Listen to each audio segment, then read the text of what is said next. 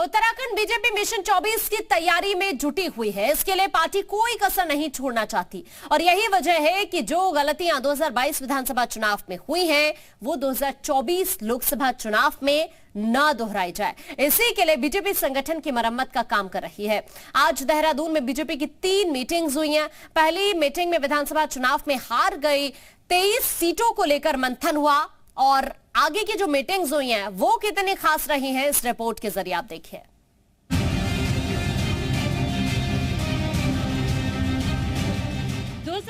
विधानसभा चुनाव में जीत का पताका लहराने के बाद उत्तराखंड बीजेपी मिशन 24 की तैयारी में जुट गई है।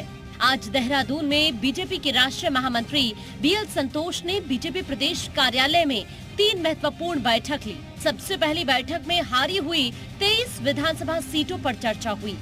सभी हारे हुए प्रत्याशियों ने बीजेपी के राष्ट्रीय महामंत्री संगठन बीएल संतोष के सामने एक-एक कर अपनी बात कही। बताया जा रहा है कि ज्यादातर हारे हुए प्रत्याशियों ने हार की वजह भीतर घात को बताया और जिम्मेदार लोगों के खिलाफ कड़ी कार्रवाई की मांग की, जिसके बाद बीएल संतोष ने सभी को भीतर घात करने वाले लोगों के खिलाफ कार्रवाई का आश्वासन दिया। देखिए, यह एक उचित प्लेटफॉर्म है उन सभी प्रत्याशियों के लिए जिनको लगता है कि वह भीतर घात के कारण हारे हैं और माननीय संगठन महामंत्री बीएल संतोष जी ने माननीय मुख्यमंत्री के सामने ही सारे विषय जो आए हैं और मेरा विश्वास है कि उनके ऊपर अनुशासनात्मक कार्रवाई जो होती है वो जो बनती है वो की जाएगी। मैंने पहले भी लिख के दे दिया था और आज भी बताया है और क्योंकि संगठन महामंत्री हमारे सर्वोच्च इस विषय में बारीकी से अध्ययन कर रहे हैं और जिन जिन लोगों के द्वारा विश्वासघात किया गया या पार्टी के साथ अंदरूनी धोखेबाजी की गई है, चाहे उसमें प्रदेश के लोग हों चाहे जिला स्तर के लोग, हमने दोनों लोगों को बता दिया है और उम्मीद यही है कि उनके विरुद्ध कार्रवाई होगी। बता दें, विधानसभा चुनाव के दौरान बीजेपी को जिन 23 सीटों में हार का सामना करना पड़ा, उन सभी में हार के कारणों की समीक्षा करने के लिए पार्टी के नेताओं को जिम्मेदारी दी गई थी और पार्टी के नेताओं ने पूरी रिपोर्ट पार्टी शीर्ष नेतृत्व को सौंप दी है। ऐसा पहली बार देखा गया है जब बीजेपी ने हारी हुई सीटों की भी समीक्षा की है और खुद बीजेपी के राष्ट्रीय महामंत्री संगठन बीएल संतोष ने एक-एक प्रत्याशी से फीडबैक लिया। ऐसे में सभी की नजर इस बात पर होगी कि आखिर बीजेपी के बागी कौन है और पार्टी उन पर क्या कार्रवाई करती है। ब्यूरो रिपोर्ट, जी मीडिया। तो आज की इस बैठक के जरिए बीजेपी ने हार को लेकर मंथन किया है। क्या कुछ खास रहा, जरा ग्राफिक्स के जरिए इस वक्त हम आपको बताते हैं। 23 हारी हुई सीटों की समीक्षा की गई है। सभी प्रत्याशियों से हार की वजह को पूछा गया कि आखिरकार इसके पीछे कारण क्या रहा। अपनी बात रखने के लिए 10 मिनट हर एक का प्रत्याशी को दिए गए। प्रत्याशियों ने हार की वजह भीतरघात बताया।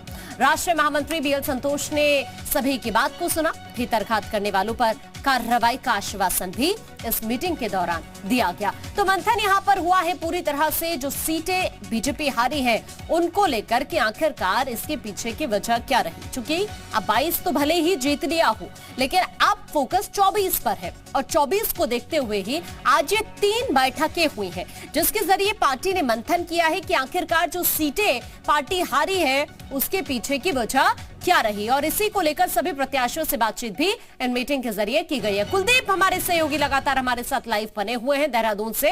कुलदीप, 22 जीत लिया, फोकस अब 24 पर, लेकिन जो 22 में हुआ, जो कमी रह गई, वो क्या कमी थी, क्या कारण थे, इसको लेकर आज की मीटिंग्स में मंथन हुआ है। कुलदीप, देखिए, बिल्कुल ये जो दौरा था बीजेपी के राष्ट्रीय महामंत्री संगठन का, बहुत ही खास ये दौरा था जहां एक तरफ हारी हुई सीटों की समीक्षा की गई, तो वहीं अपने आप में बड़ी बात थी कि जो प्रत्याशी चुनाव हारे थे सबको बुलाया गया था और उनसे एक-एक करके बातचीत भी की गई, फीडबैक भी उनसे लिया गया और कहीं ना कहीं आश्वासन पार्टी संगठन की तरफ से मिला ताकि अब वो जो भी हारे हुए प्रत्याशी है कम से कम वो फिर से जुट जाए 2024 का जो मिशन है बीजेपी का।